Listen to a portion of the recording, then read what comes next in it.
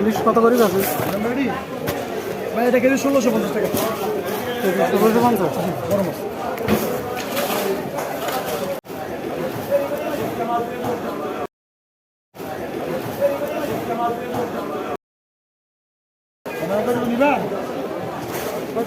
আর কমাবে না?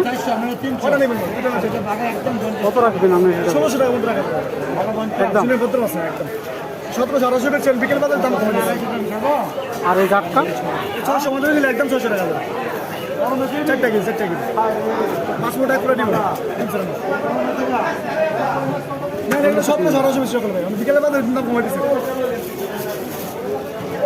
যেতে মাছ একটা সব কাজ শুরু করে 10 বছর